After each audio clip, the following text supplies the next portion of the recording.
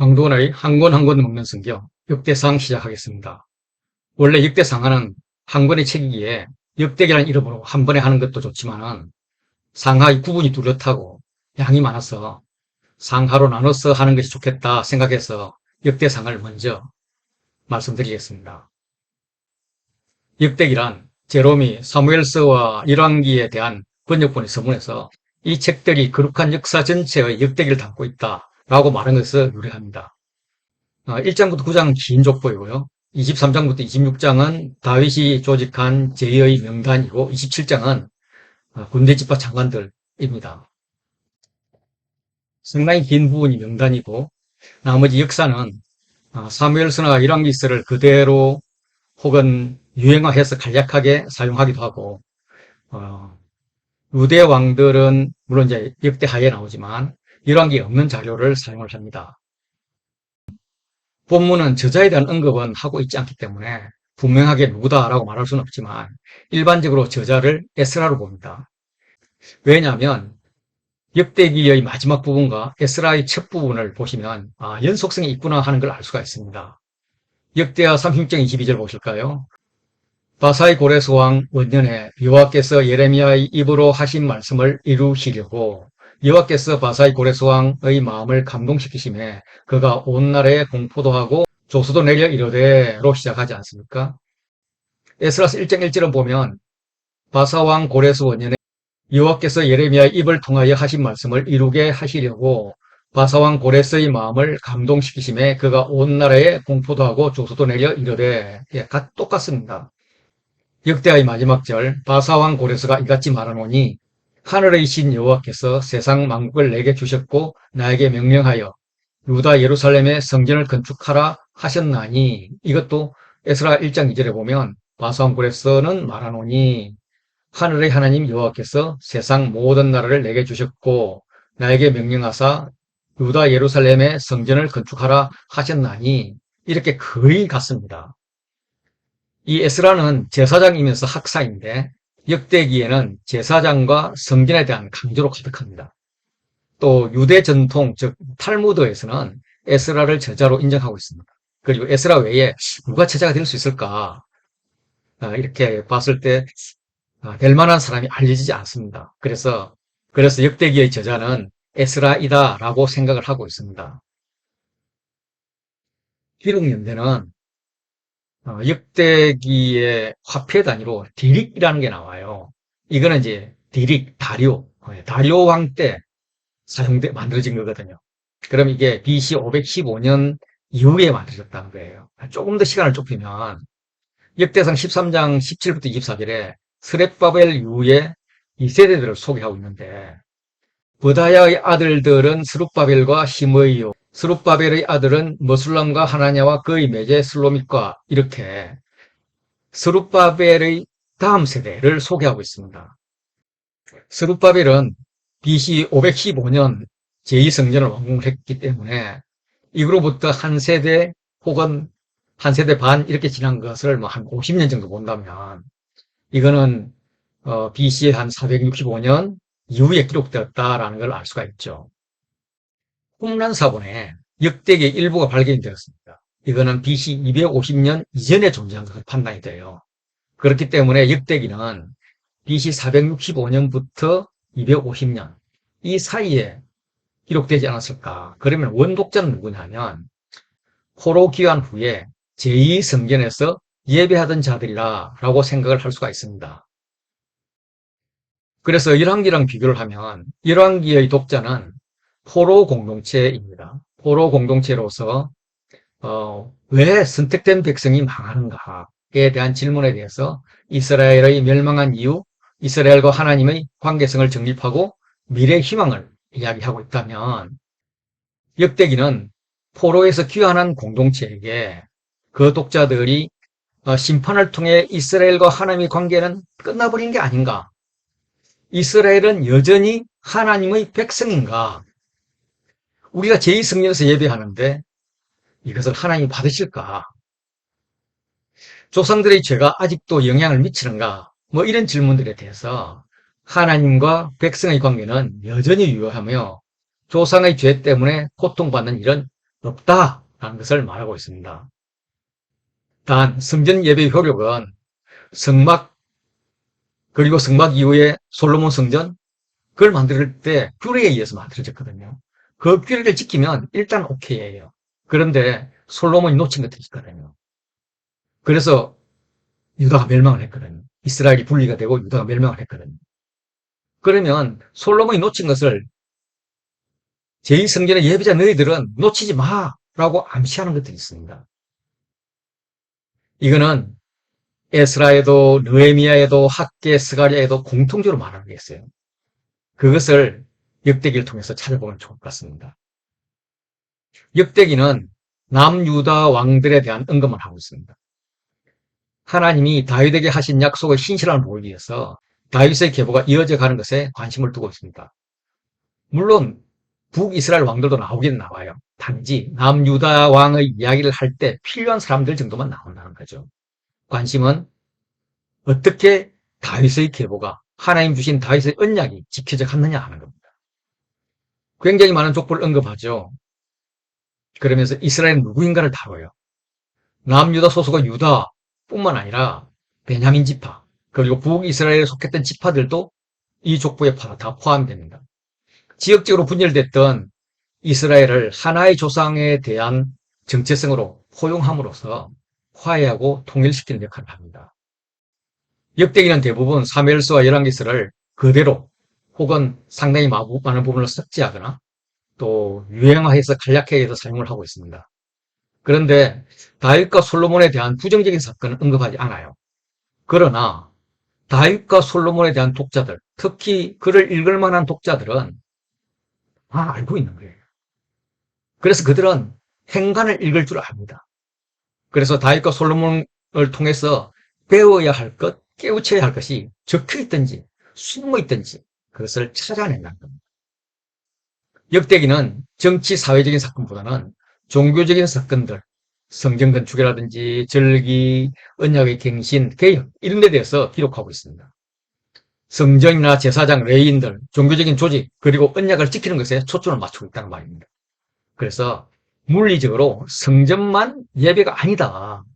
예배의 모범이 뭐냐? 그러면서 요사밭 침량대를 제시하고 있는데 그래서 삶의 예배, 영적 전쟁이 중요하다.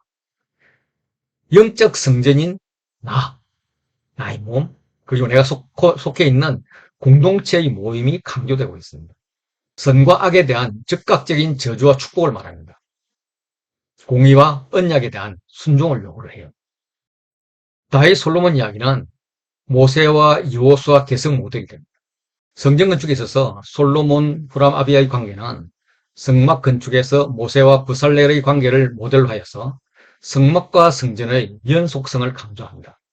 그리고 다윗이 축복을 받은 후에 기도하고 다윗이 헌물을 드리면서 기도하고 솔로몬이 하나님 임재 때 기도하는 것 그리고 여호사밧이 위기 때 기도하고 히스야기의 기도 이런 것들이 나옵니다. 다시 말해서 중요한 순간마다 리더의 기도들이 있습니다.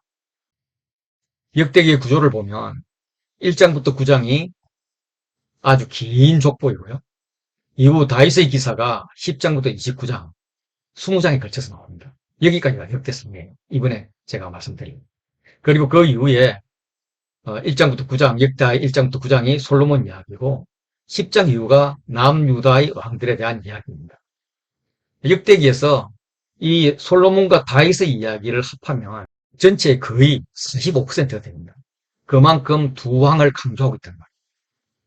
역대상에서는 족보와 다윗 이야기를 하고자 합니다. 역대기 저자에게 가장 중요한 것은 다윗 왕조와 이스라엘의 정체성, 특히 족보의 중심에 레위 지파를 배치함으로써 제사장적 정체성을 보여주고 있습니다. 그럼 1장부터 9장 먼저 볼까요? 역대기는 아담부터 장황한 족보로 시작됩니다. 성경은 족보를 통해서 신학과 메시지를 선포하죠.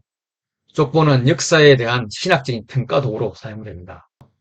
그래서 구약 성경의 족보는 지파들 사이의 유대 형성, 오랫동안 진행된 한민족의 역사 연속성, 또 군사적 목적, 특정 지위나 직책에 대한 정당성 부여 등을 목적으로 사용됩니다. 역대기의 족보는 포로에서 돌아온 세대를 아담까지 연결함으로써 포로 귀환 공동체와 이스라엘의 연속성을 말하면서 그 중심에 레위 지파를 둡니다.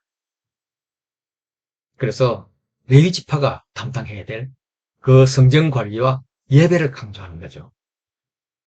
1장은 아담부터 에스까지의 족보를 기록하면서 이스라엘의 후손에 초점을 맞춥니다. 창세기에서 가인의 족보를 제외한 창세기 1장부터 10장의 족보를 거의 모두 포괄하고 있습니다. 독자들이 창세기에 나오는 족보를 알고 있음을 전제로 하듯이 누구누구는 누구를 낳고 이런 건 생략돼 있고 그냥 아담, 셋, 에노스, 게난, 말랄렐, 야렛 이런 식으로 진행이 됩니다. 아담에서 셋으로 이어지는 계보에는 10대 만에 노아가 탄생을 합니다. 이 10대 계보에서 중요한 것은 마지막 10대인 노아 그리고 7대인 에녹이 중요하죠. 이 7대 에녹은 하나님과 동행했다는 측면에서 역대기 왕들의 평가 기준이 됩니다. 히브리어를 아는 유대인들에게는 이 족보가 큰 의미가 있다고 말합니다. 예를 들면 아담은 사람이란 뜻이고 셋은 약속된, 에노스는 언젠가 죽게 되는, 게나는 슬픔 이런 뜻입니다. 이런 뜻을 쭉 다 모으면 죽게 약속된 슬픔의 사람에게 축복의 하나님께서 내려와 죽음으로 절망에 빠진 사람들에게 안식을 가져온다는 것을 가르칠 것이다. 뭔가 예수 그리스도가 이 땅에 오심을 이야기하는 구원 이야기 같지 않습니까? 그들에게는 의미가 있는 거죠. 노아와 세 아들은 홍수에서 살아남은 다음 인류를 계승합니다. 이들의 자손이 총 70명이에요. 70은 인류 전체를 포괄합니다. 노아의 아들은 셈, 함, 야벳으로 언급을 해놓고 그리고 야벳, 함, 셈 이렇게 언급한 것의 역순으로 족보를 기술하고 있습니다. 그래서 이런 교차대꾸 구조가 됩니다. 짝수 교차대꾸 구조에서는 A와 A-가 중요하죠. 그래서 이스라엘 계보에서는 셈이 중요한 말입니다. 셈의 자손은 엘람과 아수르와 아르박삭과 룻과 아람과 뭐 이렇게 쭉 나가다가 아르박사스의 족보만 셀라와 에벨로 이어집니다. 에벨은 벨렉과 욕단을 낳습니다. 이때 땅이 나눠져요. 아마도 멸망으로 가는 땅과 구원으로 가는 땅이 나눠졌을 것입니다. 창세기에 의하면 욕단의 후예들은 바벨탑과 관련된 사람들입니다. 이스라엘 계보는 벨렉이 이어가죠. 그래서 벨렉, 르우, 스룩, 나올, 데라 그리고 나서 아브라함까지 연결이 됩니다. 다시 말해서 벨렉의 족보는 셈부터 따지면 10번째가 아브라함인데 벨렉으로 이어지는 족보가 믿음의 계보, 구원의 계보인 것입니다. 이스라엘의 아들들의 자손을 소개할 때는 장자 르우벤이 아니라 유다로부터 시작합니다. 유다의 아들들은 하면서 시작할 때 이걸 듣고 있던 원독자 중에서 대부분 유다 지파겠죠. 유다 자손들은 어색했을 것입니다. 그러나 소개되는 유다의 세 아들은 가나안 사람 수아가 낳은 자들입니다. 게다가 맏아들 에르는 창세기는 엘로 나타나 있죠. 하나님 보시기에 악해서 죽여버렸다고 합니다. 독자들은 둘째 오난도 하나님 죽인 것에 대해서 알기 때문에 그렇게 어색했던 것이 사라지고 겸허한 자세로 돌아왔을 것입니다. 야, 유다 지파! 이런 자들을 세워준 것만으로도 감사해야 돼. 이런 말씀이 아닐까 생각이 듭니다. 2장 7절에는 갑자기 갈미의 아들 아갈이 등장을 합니다. 아갈은 우리가 알고 있는 아간입니다. 아간. 그는 진멸시킬 물건을 범하여 이스라엘을 괴롭힌 자며 범했다는 말은 하나님 앞에서 본인의 의무를 다하지 않은 반역 행위를 말합니다. 유다 가문의 잘못에 대해서 또 지적하는 것이죠. 헤스론, 람, 아미나답, 나손, 살마, 보아스, 오벳, 이세 이렇게 헤스론으로부터 7 자손들의 계보가 나오고 이세의 아들들 중에서 7째로 다윗을 낳았다라고 이야기합니다. 다윗은 이세의 8째이거든요. 그럼에도 불구하고 이세의 7번째 아들로 표기하는 것은 7과 7을 통하여서 다윗의 특별한 위치를 표시하려는 역대기 저자의 의도가 보입니다. 3장은 다윗이 헤브론에서 낳은 아들 6명과 예루살렘에서 낳은 아들 13명을 소개한 후에 솔로몬으로부터 바벨론 포로로 끌려간 여고냐까지 다윗 왕조들을 기술합니다. 다윗이 헤브론에서 낳은 아들들은 왕이 되고 싶었죠. 첫째 아들 암몬은 다말에 대한 갑질로 압살롬에게 죽었고, 압살롬은 형 암몬에게 계획적인 복수를 했고, 심지어 반란을 일으켜서 아버지 다윗을 쫓아내고 왕궁을 차지했습니다. 아도니아는 스스로 왕이 되려다 실패했고 끝까지 욕심을 버리지 못하다가 솔로몬에 의해서 제거가 되었습니다. 이렇게 다윗이 헤브론에서 나온 아들들은 결국 왕이 되지 못했죠. 다윗이 예루살렘에서 낳은 아들들은 언급된 13명 외에도 더 있다고 이야기합니다. 그 중에 바셋바가 낳은 막내로 보이는 솔로몬이 왕을 이어받습니다. 성장은 유다 족보와 유다 족보 사이에 다윗부터 포로기왕 공동체까지의 다윗 왕조 족보를 기술하고 있습니다. 바벨론이 세운 시드기야는 왕으로 인정하지 않기 때문에 마지막 왕을 여고냐로 보고 여고냐에게 7명의 아들들이 이렇게 있습니다. 이 7명 중에서 버다야로부터 시작해서 스룹바벨, 하나냐, 그리고 스가냐, 느아랴, 에로에냐로 이어졌는데 에로에냐에게 7아들이 있습니다. 그래서 이 7아들로 끝이 나요. 역대기 저자는 여고냐, 여호야긴을 통해서 희망을 씁니다. 일단 여고냐의 아들 수가 7명입니다. 마치 다윗이 7째 아들이라고 했듯이요. 실제로 8째 아들인데. 그리고 에르요에냐까지 7대가 이어져요. 그리고 7대 에르요에냐의 아들 수가 7명입니다. 이들은 독자들과는 그렇게 멀지 않은 시대의 사람들일 거예요.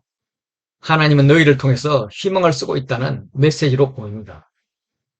이렇게 유다 지파 중에서 다윗 왕조를 강조하는 이유는 하나님이 세우신 이스라엘의 정치적 권위 그리고 종교적 권위 이것을 회복을 고대하는데 정치적 권위는 다윗 왕이고 종교적 권위는 솔로몬이 지은 성전이기 때문입니다. 유다 족보는 이미 2장에서 거창하게 나왔는데 4장에서 다시 길게 언급을 합니다. 이거는 샌드위치 구조를 만들면서 다윗 왕조의 족보를 통해서 무언가를 말하고 싶은 겁니다. 4장의 유다 족보를 쭉 읽다 보면 중간에 지역을 넓혀달라 이런 야베스의 기도가 특이하게 나옵니다.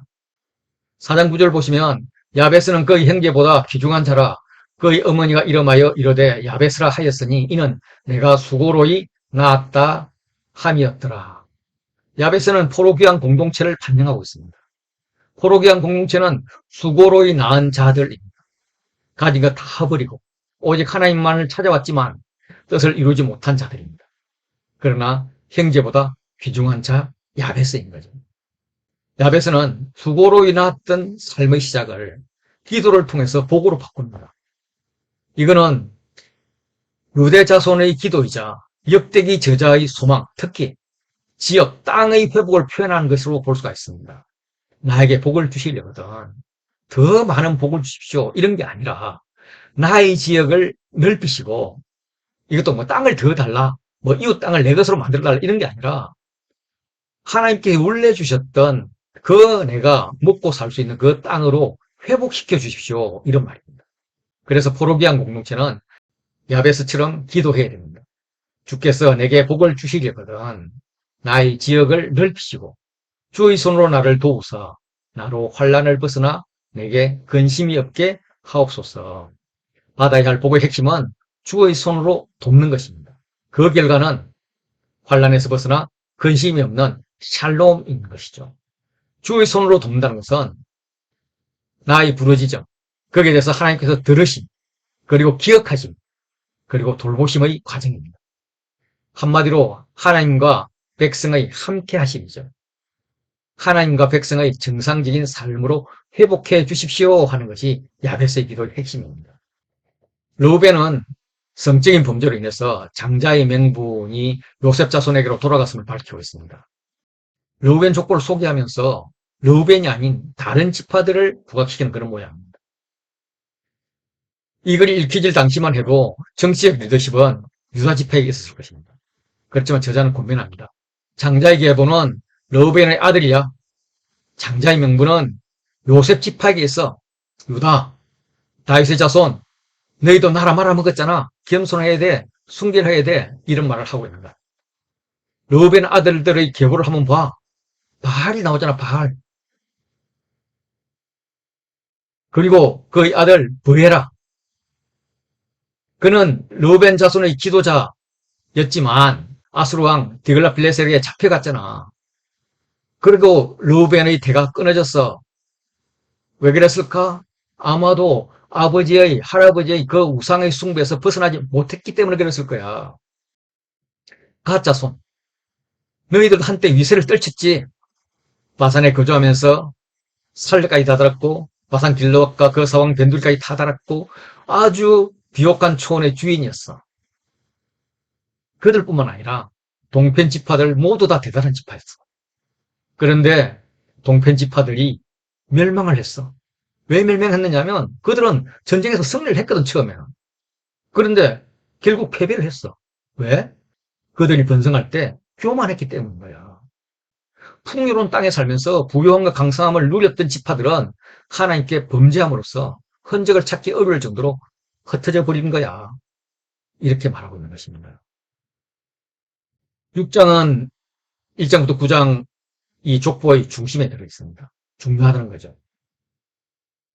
이 6장은 다시 나눠보면 레위 아들들과 레위 아들들이 나오고 이건 대제사장 계보들이 중심입니다. 그리고 가운데 레위 자손의 역할이 찬송하는 자의 직분이 나옵니다.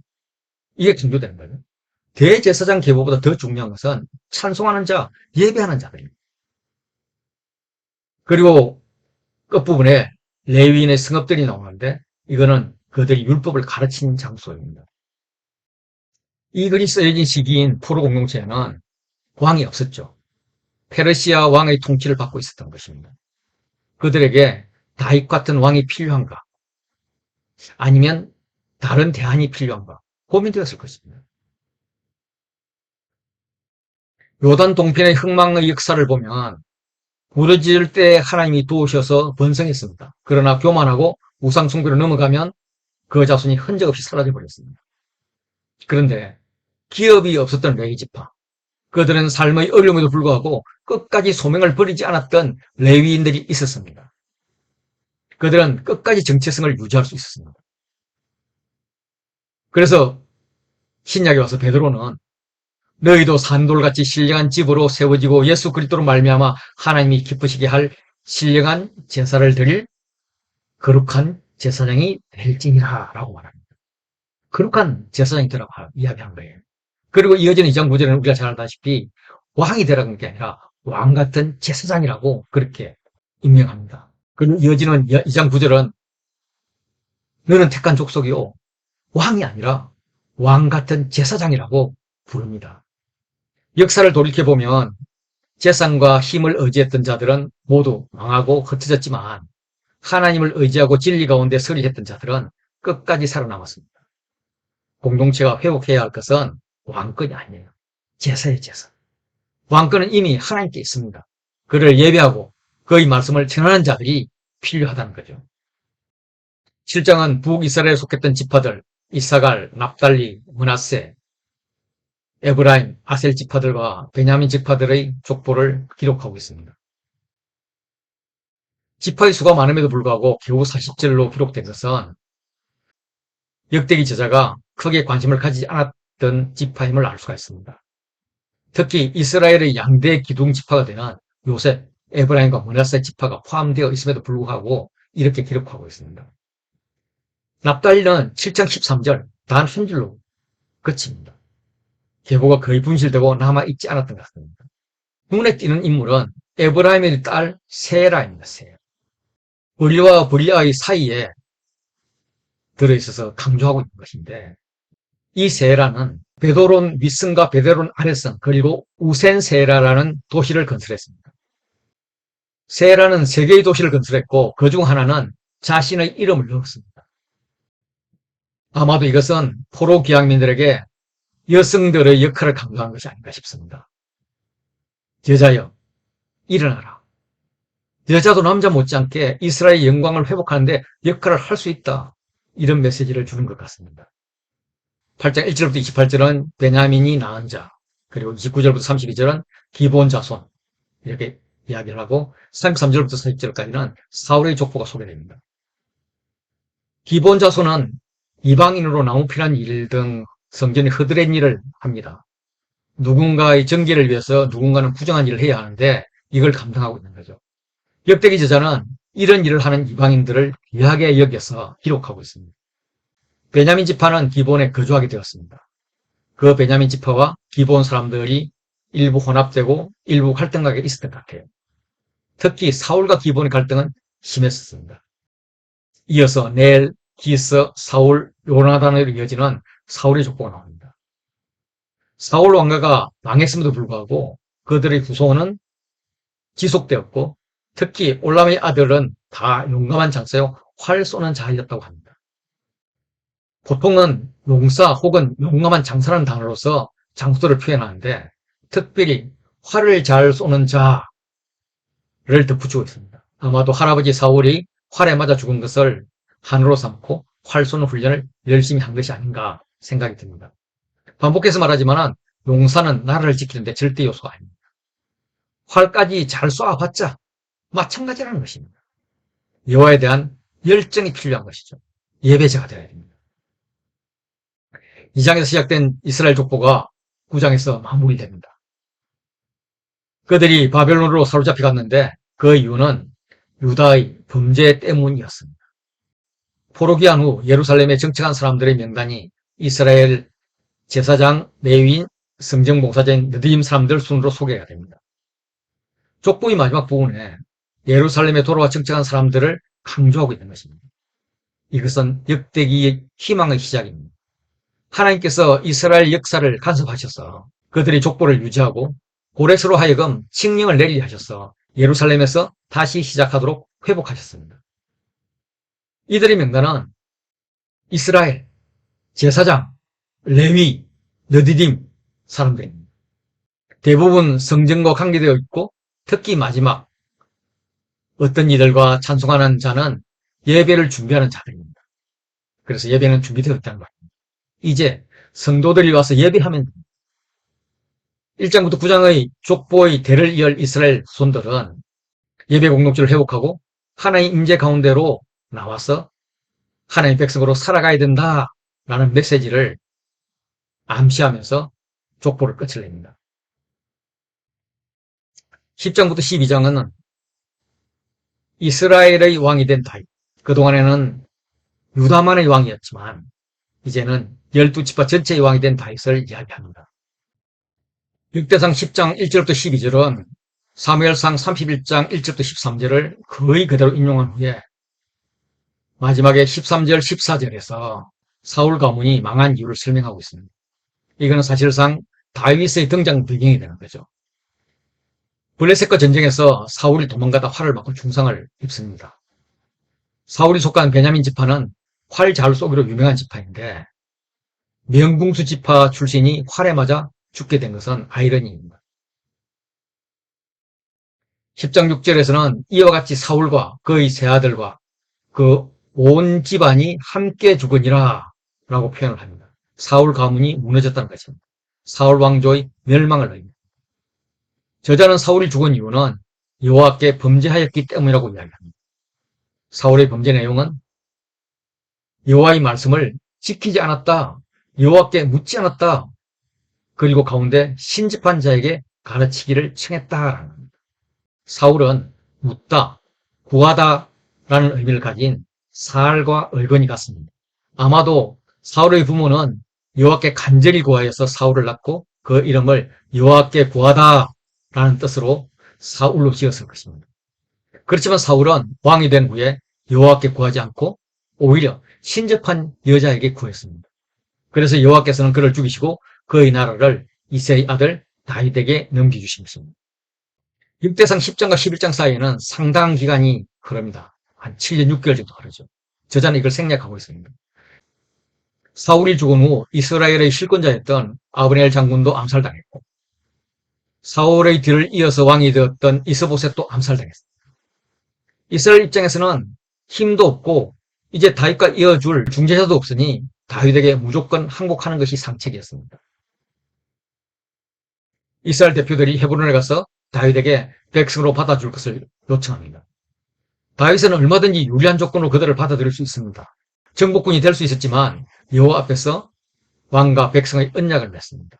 이에 대한 역대의 저자의 평가는 여호와께서 사무엘을 통하여 전하신 말씀대로 되었더라 라고 이야기합니다.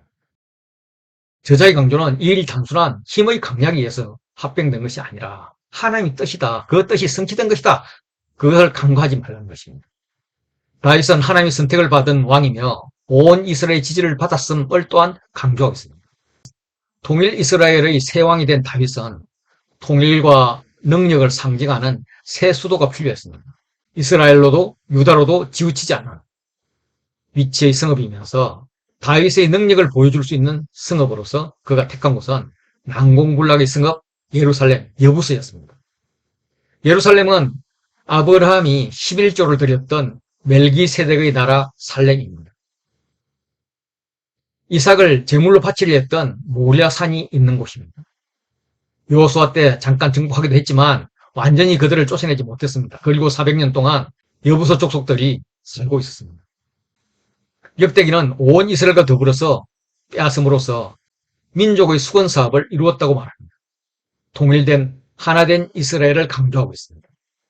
이렇게 다윗이 점점 강성해지는 것은 다윗이 전쟁에 능하기 때문도 아니고 여호와과 같이 충성스러운 부하가 있었기 때문도 아니고 11장 9절 만군의 여호와께서 함께 계시니 다윗이 점점 강성하여 가니라 라고 이야기합니다. 다윗은 사울을 피해 도망다닌 때부터 많은 군사로부터 지지를 받았습니다.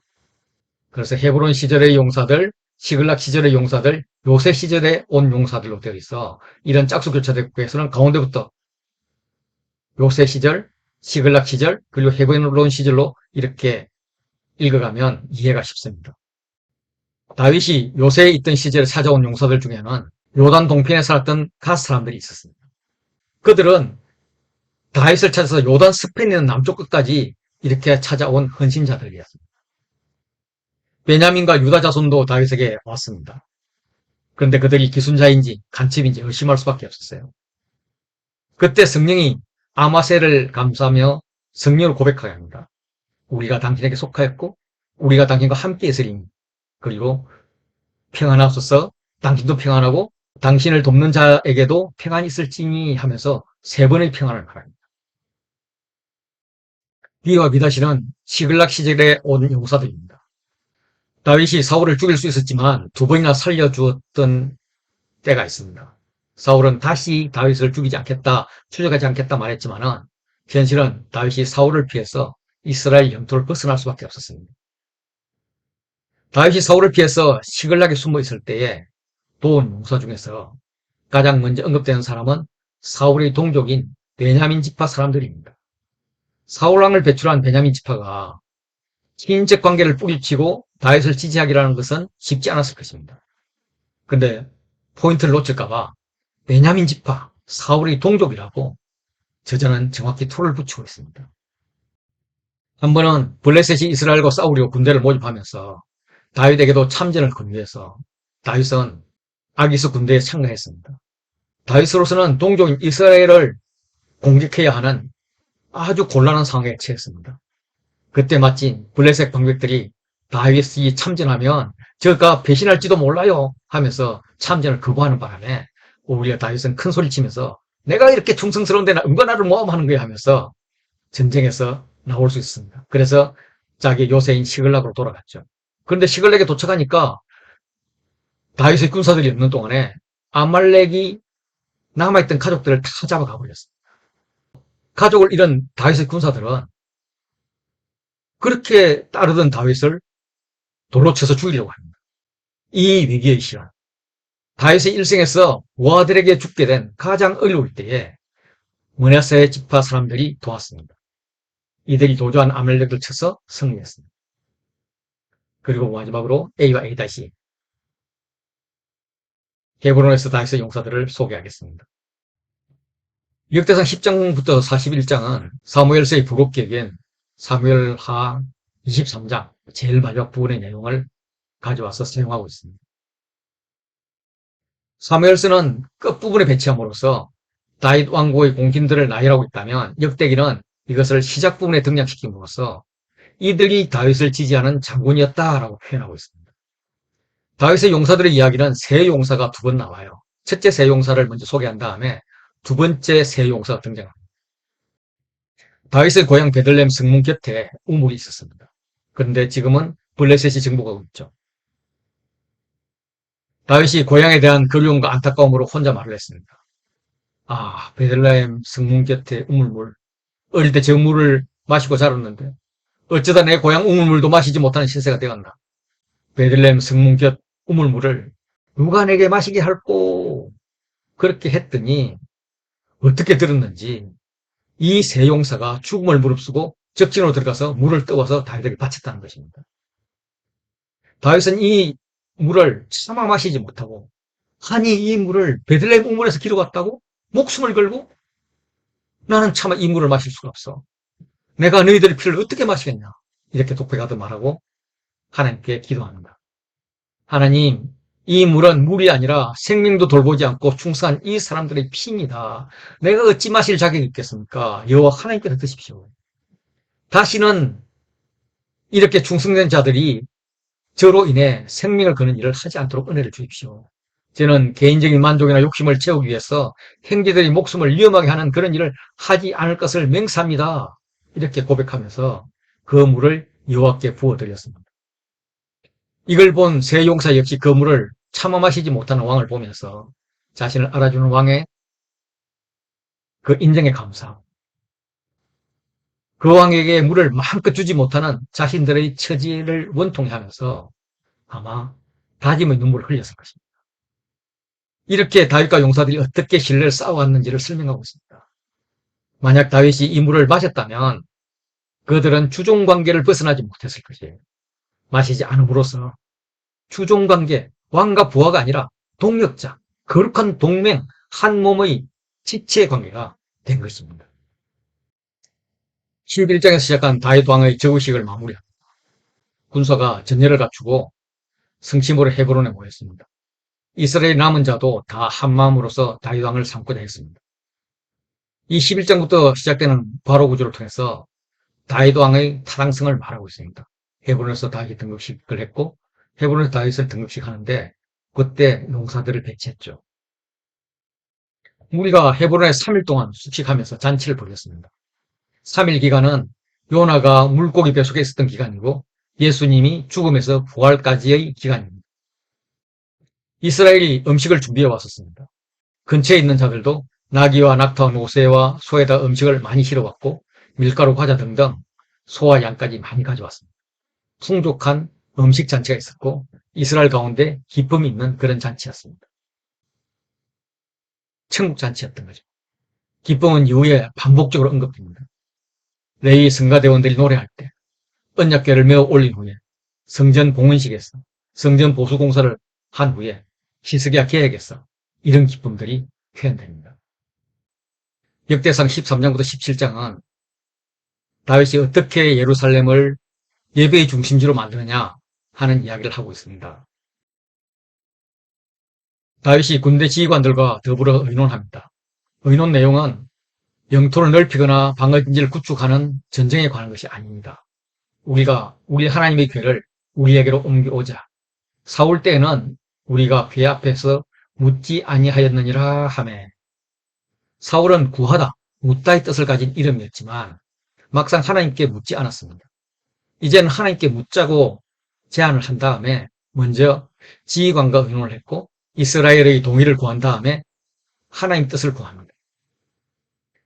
왕이 결정한 것이 아니라 왕의 결정에 지휘관이 조언하고 백성이 하나님의 승인을 확인하는 것입니다. 법궤는 유다 지파의 땅인 기럇-리므에 있었습니다. 구태에 옮겨올 필요가 없었습니다. 가깝지 않습니까? 그런데 법궤를 우리 것으로 만들자 하나님께 더 가까이 나아가자 하고 제안하는 것입니다. 언약궤는 시내산으로부터 여리고를 거쳐서 세겜에 가서 에발산과 그리빔산에서 언약행신을 했고 그리고 실로에 있었습니다. 전쟁을 수행하면서 베델도 갔다 왔고 에베네셀로 옮겨졌습니다. 그런데 여기서 패했죠. 패하면서 블레셋에게 빼앗겼습니다. 여호와에게는 아스도스의 다곤 신전에서 다곤의 머리와 손목을 끊어버리자 이것을 가드로 보내죠. 여기서는 심한 환란과 독종으로 견디지 못해서 다시 에그론으로 보냅니다. 에그론에서도 못 견뎌서 이스라엘에게 돌려주기로 결정을 하고 소가 끄는 수레에 실어서 베세메스로 보내죠. 베세메스 사람들이 여호와의 괴를 본 까닭에 70명이 또 어떤 사본에는 5만 70명이 죽었습니다. 그래서 그것이 기럇 여라림으로 보내져서 아미나답의 집에서 20년 동안 머물고 있었습니다. 이 괴를 다윗성으로 가져오고 싶은 것입니다. 많은 백성이 이 일에 찬성하고 온 회중이 그대로 행하기로 결정을 했습니다. 저자는 언약궤를 예루살렘에 메워오는 것을 출애굽과 연결시키고 있습니다. 이때 등장하는 단어가 온 회중입니다. 온 회중은 이집트를 떠나기 위해서 준비했던 첫 6월절에 처음으로 등장을 합니다. 이후에 언약궤를 메고 이동을 했고 우여곡절을 거쳐서 가나안에 들어갔지만 궤를 블레셋에게 빼앗겼습니다. 이제 온 회중이 다시 언약궤를 이동하는데 부름을 받은 것입니다. 그들은 분명 하나님의 궤를 메어오고자 했습니다. 여호와 하나님의 궤를 메어오려고 하니 그런데 하나님의 궤를 옮김에 있어서는 뭔가 과시하려는 무리수가 보입니다. 운반을 위해서 새 수레를 만들었습니다. 힘을 다해서 뛰놀고 노래합니다. 수금과 소고와 재금과 나팔 모든 악기를 통해서 연주합니다. 인간이 할 수 있는 최선의 노력을 하는 것입니다. 그러나 결정적으로 하나님께 묻지 않았습니다. 언약궤를 옮겨오는 목적은 하나님께 묻지 않은 사울과 차별화하면서 하나님께 묻겠다 하는 목적이 있었지만 막상 궤를 옮기기 위해서는 하나님께 묻지 않았습니다. 하나님 주신 율법을 검토하지 않았다는 말입니다. 율법에 의하면 언약궤는 레위인의 어깨에 메어 옮겨야 합니다. 레위인 중에서도 고핫 자손이 메어야 합니다. 그런데 수레에 태워오는 것입니다. 이것은 블레셋 사람들이 옮겼던 방식입니다. 하나님이 지금이라도 정신 차리라고 경고를 주셔요. 그래서 수레가 기돈 타작마당에 이르렀을 때 소들이 뛰고 언약궤가 흔들렸습니다.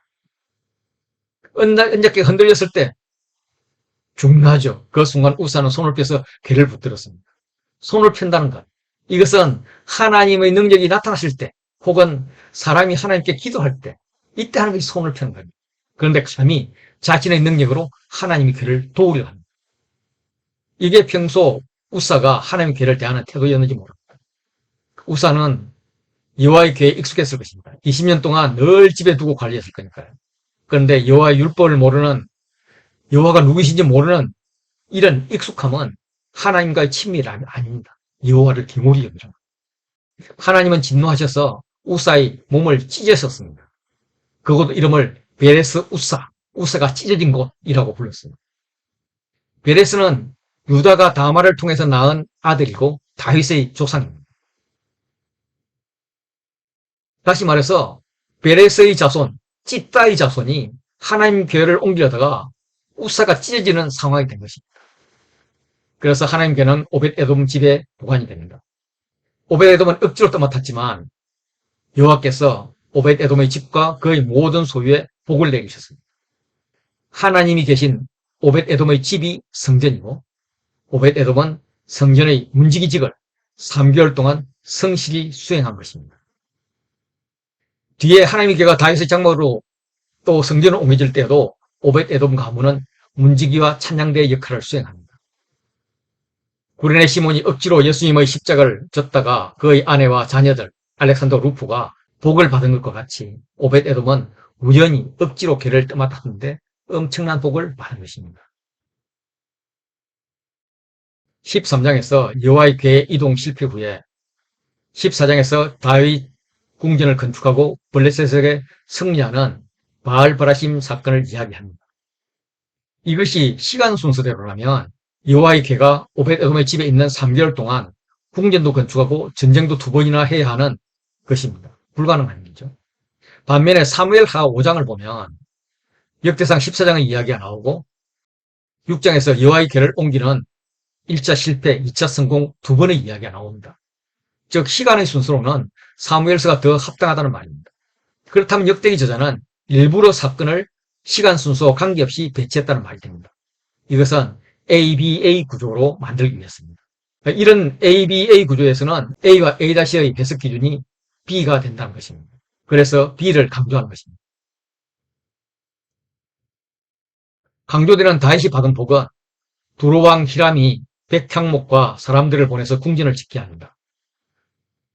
하나님이 나라의 위상을 높이십니다. 두 번째, 예루살렘에서 아내들을 맞아 많은 자식을 낳습니다. 역대기 신학에서 아들, 딸이 많다는 것은 하나님께 복을 받은 증거입니다.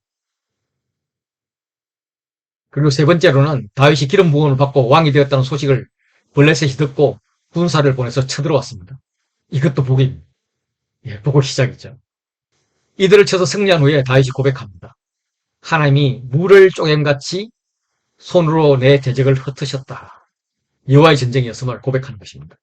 흩으셨다 하는 것은 우사를 죽이는 장면에서 찢다 하는 단어와 동일한 동사입니다.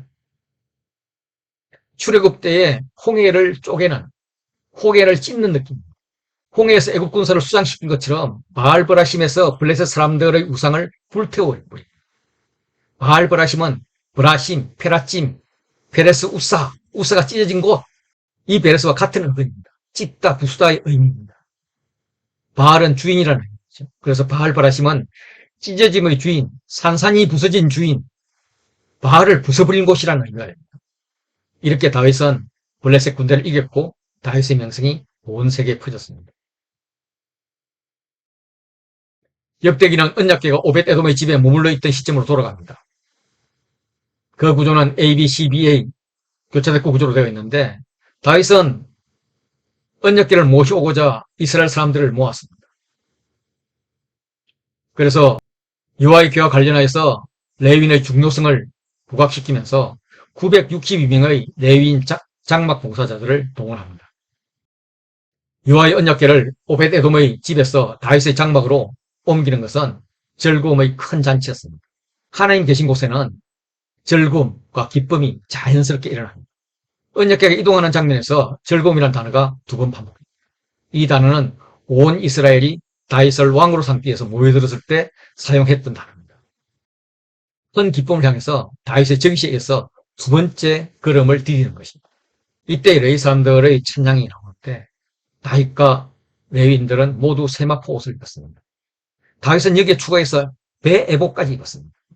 에봇은 대제사장만 입을 수 있는 옷입니다. 다윗이 대제사장 겸 왕의 역할을 하고 있다라고 볼 수가 있습니다. 그리고 한 번의 실패 후에 여호와의 언약궤를 예루살렘으로 메어오는 것을 성공합니다. 다윗은 하나님의 궤를 장막 가운데 두고 번제와 화목제를 하나님께 드리고 여호와의 이름으로 백성에게 축복하고 각 사람에게 떡과 과자를 나누어 주고 그리고 성전 운영 시스템을 세웁니다. 다윗은 제의 제도를 정립하고 예배 시스템을 만든 사람으로 표현됩니다. 이는 다윗을 율법과 제의 제도를 처음 세운 모세에 이어 제2의 모세로 표현하는 것입니다. 다윗이 여호와의 궤를 메고 들어가서 번제와 화목제를 드린 후에 백성에게 축복하고 모든 백성에게 떡과 과자를 나누어 주었습니다. 이것은 사무엘하 6장 17절부터 19절의 인용입니다. 그리고 레위 찬양대가 조직이 됩니다.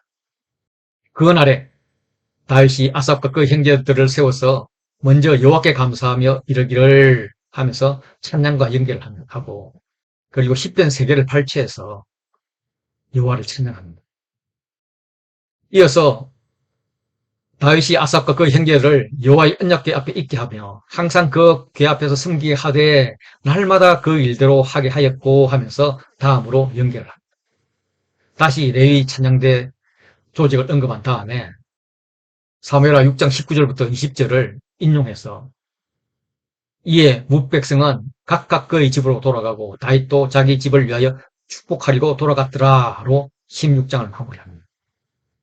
여기서 이제 시편의 인용이 나오는데 이 시편의 인용은 이미 존재하고 있는 시를 가지고 새로운 시를 만드는 창의적 해석과 저작으로 봅니다. 본문에서 인용된 시편은 15장에서 일어났던 언약궤의 안치와 관련해서 언약궤 이동과 안치를 더욱 성대하게 마무리하는 겁니다. 침략으로 마무리하는 거죠. 이전의 역사를 회고함으로써 언약궤 이동은 아브라함의 언약과 출애굽 사건으로 나타난 이스라엘 민족사의 연의 성취라는 측면에서 역사적인 연속성을 강조합니다. 그리고 앞으로 완성될 성전에 대해서 기대하는 미래지향적인 성격을 가집니다. 그의 인자하심과 영원함. 구원의 하나님이 우리를 구원하여서 만국 가운데로 건져내신 것은 포로에서 돌아온 이스라엘 백성들의 고백이고 이스라엘이 의지할 분은 하나님뿐입니다 라는 고백입니다. 그리고 구원에 대한 열망. 사무엘 하에 근거하면 다윗은 예루살렘을 정복하고 두 번의 블레셋과의 전쟁에서 승리함으로써 군사적 왕으로서 위치를 확고히 했고 여호와의 궤를 예루살렘으로 옮겨서 종교적 위상도 굳건히 다녔습니다. 사울 왕과의 전통과도 단절함으로써 나라 안의 안정이 있었습니다. 그래서 이제는 주변의 적들이 다윗을 건드리지 않습니다. 나라 밖과의 관계도 평안이죠.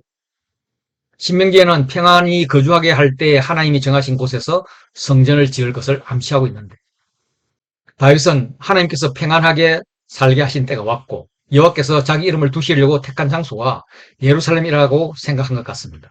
그는 성전을 지을 때라고 판단을 하고 선지자 나단을 불러서 성전을 짓겠다고 말합니다.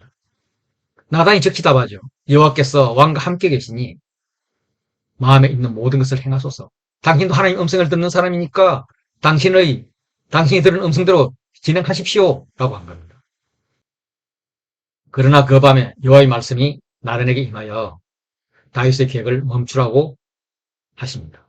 그 이유는 하나님께서 출애굽 이후에 오늘까지 집에서 살지 않고 성막에 거주하시며 백성과 함께 움직이셨다라고 합니다.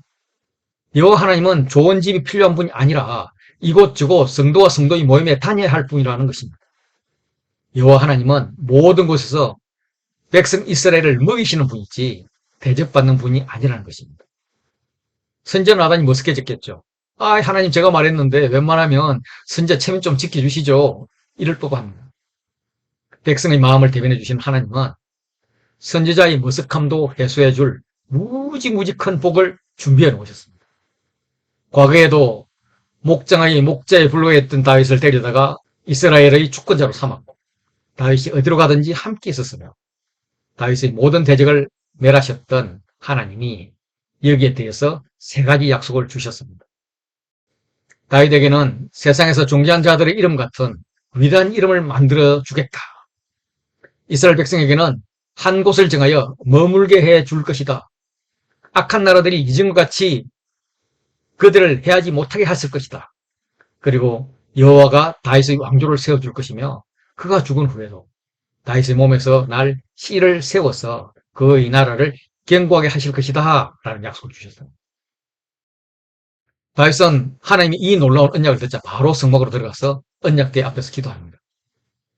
여호와 하나님이여 하나님이여 여호와 하나님이여 여호와여 아무 자격도 없는 자신에게 주신 큰 은혜에 감격한 다윗은 즉각적으로 반응합니다. 여기까지 온 것도 하나님 이끌어 주셨기 때문입니다 라고 고백합니다. 다윗은 자기를 1인칭, 2인칭, 3인칭으로 사용을 합니다. 1인칭 나는 자신의 심정을 표현하는 17장 16절 17절에만 사용을 하고 이후에는 주의 종 혹은 다윗을 사용함으로써 그의 기도가 철저하게 하나님께서 하시는 일에 초점을 맞추고 있음을 보여줍니다. 그리고 영원히가 반복되고 있습니다. 어떤 경우라도 바로 곧 잡아가며 영원히 하실 것이라는 말씀. 무조건 계속되는 것입니다. 그러나 무조건적 약속이 신해산 언약의 조건을 무효하지는 못합니다. 그래서 우리는 무조건과 조건의 긴장 속에서 균형을 유지하면서 살아야 합니다. 18장부터 20장은 다윗의 전쟁 이야기입니다. 성전 짓겠다는 것을 거부당했지만 언약을 받은 다윗은 이후에 승승장구합니다. 이것은 블레셋의 전쟁으로 시작해서 블레셋과의 전쟁으로 끝이 나는데 가운데 다윗이 세운 신하들이 나옵니다. 그래서 교차듣고 모양이 되는데 신하들을 세우는 것은 전쟁에서 승리했고 안정이 왔다는 말입니다. 블레셋과의 전쟁을 먼저 보면 블레셋을 쳐서 항복을 받고 중심 지역인 가드를 빼앗았습니다. 블레셋은 지금까지 이스라엘에게 가장 위협적인 존재였습니다. 삼손이 사사였던 시절에는 이스라엘이 블레셋의 지배를 받았고 다윗도 사울을 피해서 도망 다닐 때는 블레셋의 한 도시인 가드 왕의 용병이 되었고 사울도 블레셋과의 전쟁에서 죽었고 다윗이 이스라엘 왕이 되었을 때 블레셋이 가장 먼저 쳐들어왔습니다. 그동안은 블레셋이 쳐들어오면 나가서 싸우는 방어적 전투였다면 이제 다윗이 블레셋을 치러 가서 굴복시킵니다. 서쪽 블레셋을 친 다음에 이제 동쪽으로 이동을 합니다. 모압은 다윗에게 고마운 나라였습니다. 다윗의 할머니인 룻의 고향이고 사울에게 쫓겨다닐 때 부모를 보호해 주었습니다. 그러나 모압은 기본적으로 이스라엘의 원수입니다. 이제 다윗은 이스라엘 왕으로서 모압을 쳐서 종으로 삼고 종을 바치게 하는 일을 해야 합니다. 그리고 북쪽으로 향합니다. 다윗 시대의 전통적인 강대국이었던 이집트와 아수르가 내부의 어려운 문제로 국제 정치에 관여하지 못하는 때였습니다. 그래서 가나안 지역에서는 이스라엘과 소바가 강대국의 입지를 굳히고 있었습니다. 이때 소바왕 하닷 에셀이 유브라데 강가를 자기 영토라고 선포를 했습니다. 다윗은 하마까지 원정 가서 대성을 거둡니다. 이렇게 된 것은 하나님께서 다윗과 함께 하셨기 때문이라고 말합니다. 다메섹 아람 사람이 소바 왕 하닷 에셀을 도우러 왔습니다. 다메섹은 소바의 속국이든지 동맹국이었을 것입니다. 그러나 다윗이 2만 2천 명을 죽이고 다메섹 아람에 군사를 주둔시키고 관리했습니다. 다메섹은 이스라엘의 속국이 되어서 조공을 바쳤습니다. 하닷 에셀은 부자였습니다. 더욱더 큰 부를 차지하기 위해서 세력을 넓혀서 무역로를 확보하려 했습니다. 그러나 하나님은 하닷 에셀의 부를 다윗에게 넘겨주었습니다. 금방패 그리고 많은 옷 등등 다윗이 빼앗은 전리품들은 솔로몬이 성전을 건축하는 데 필요한 기물을 만드는 데 사용했습니다. 당시 다윗이 보유하지 못했던 첨단 병기, 병거 1000대도 빼앗았습니다. 그런데 다윗은 신명기 17장 16절에 병마를 많이 두지 말 것이요 하는 왕의 규례를 따라서 빼앗은 첨단 무기 1000대 중에 10분의 1만 남겨놓고 나머지는 말의 힘줄을 끊어서 군사용으로 사용하지 못하게 했습니다. 이후에도 여호와의 전쟁을 하겠다는 선포인 것입니다. 하맛과 소바는 서로 국경을 맞대고 있어서 관계가 좋지 않았습니다. 하닷 에셀의 세력 확장으로 괴롭힘을 당했던 하맛 왕 도우가 다윗이 하닷 에셀을 물려줘 주니까 얼마나 고마웠겠습니까? 또한 하닷 에셀보다 강한 다윗에게 위협도 느꼈을 것입니다. 그래서 적시문환하고 금과 은과 노스의 여러 가지 그릇들을 바치면서 화친을 청났습니다. 스스로 속국이 된 것입니다. 이 역시 다윗은 여호와께 드렸습니다. 에돔, 모압, 암몬, 블레셋, 아말렉 등 모든 이방 민족에서 빼앗아 온 은금도 함께 드렸습니다. 다윗은 솔로몬이 별 어려움 없이 성전을 구축할 수 있도록 자재를 꾸준히 모으고 있습니다. 에돔에 대해서도 아비새가 에돔을 쳐서 이겼고 에돔의 수비대를 두어서 속국으로 삼았습니다. 다윗의 성공이 신하들에게 이어진 것입니다. 이것 역시 하나님의 도우심이 있었기 때문에 가능했습니다. 다윗이 온 이스라엘을 정의와 공의로 다스립니다. 정의는 미시파트라고 그러죠. 법정 판결, 공평하고 합리적인 판결, 공법에 의한 다스림 등 법을 기반으로 하는 사회 질서가 유지되는 것입니다. 공의, 체데크라 그러죠. 이 공의는 하나님과 사람, 사람과 사람의 관계가 올바르게 맺어지고 있는 상태를 말합니다. 율법을 지키고 하나님의 성품을 따를 때 이루어집니다. 정의와 공의는 메시아 왕의 중요한 특징입니다. 그는 또한 관리들을 임명했습니다. 다윗의 신하들을 언급한 것은 정치적 안정을 가져왔다는 말입니다. 다윗을 돕는 자들이 많았다는 말이기도 하죠. 군사관료를 세움으로써 정권과 안보를 든든히 했고 통계와 기록을 맡았던 서기관, 행정장관은 왕권을 유지하기 위한 세금 징수와 징병 등을 담당했을 것입니다. 종교 지도자로 세워진 사독과 아비멜렉은 정권의 종교적 정체성과 정당성을 부여했습니다. 암몬 자손의 왕 나하스가 죽고 그 아들 한운이 왕이 되었을 때 다윗이 한운에게 조문사절단을 보냅니다. 나하스는 사울왕 초기에 길랏 야베스에게 항복을 하더라도 오른쪽 눈을 다 빼버리겠다 그러면서 쳐들어왔던 아주 잔인한 인물입니다. 이 나하스가 다윗에게 은총, 즉 헤세드를 베풀었다고 합니다. 나하스가 다윗에게 구체적으로 어떤 호의를 베풀었는지는 기록되어 있지 않지만 호의는 원래 언약을 전제로 합니다. 나하스와 다윗 사이에는 일종의 언약이 체결되어 있었던 것으로 보이고 그 언약을 유지하자는 의미에서 사절단을 보낸 것입니다. 한우는 친절, 호의라는 의미를 가진 이름입니다. 아이러니하게도 그는 다윗의 호의를 거부하고 다윗의 신하들의 수임을 깎고 의복의 중동볼기까지 자르고 돌려보냅니다. 왕이 보낸 사절단을 모욕하는 것은 그를 보낸 왕을 모욕하는 것으로 선전포고입니다. 한우는 이번 기회에 이스라엘을 공격해서 속국에서 벗어날 뿐만 아니라 종주국이 되겠다는 생각을 한 듯합니다. 그래서 은 1,000달란트를 주변 나라에 보내서 용병을 사고 선제 공격을 해왔습니다. 다윗이 듣고 요압을 보냈는데 절대적으로 불리한 상황에서 요압이 기도하자 하나님 개입하시니 전쟁은 요압의 승리로 싱겁게 끝났습니다. 암몬에게 돈을 받고 한 전쟁에서 패한 아람이 창피했던지 전열을 정비해서 다시 쳐들어왔는데 이번에는 다윗이 직접 나가서 군대 지휘관 소박을 죽이고 대성을 거둡니다. 이후 아람 왕들이 이스라엘과 화친하고 승깁니다. 다시는 암몬을 돕지 않습니다. 이듬해 봄에 요압이 출전해서 암몬의 수도 랍바를 쳐서 함락시킵니다. 패배 후에 화친을 통해서 다윗의 통치 가운데 들어왔던 아람과는 달리 끝까지 대항한 암몬은 모든 것을 잃고 죽거나 종이 되었습니다. 블레셋 전쟁으로 시작되는 다윗의 전쟁 이야기는 블레셋 전쟁 이야기로 끝을 맺습니다. 암몬이 부를 자랑했다면 블레셋은 그인족 장수를 자랑했습니다. 블레셋과의 전쟁에서 그인족을 죽입니다. 키가 큰 자의 아들, 키 큰 자, 키 큰 자의 소생. 키 큰 자는 르바임. 이거는 신명기 2장에 나오는 르바임입니다.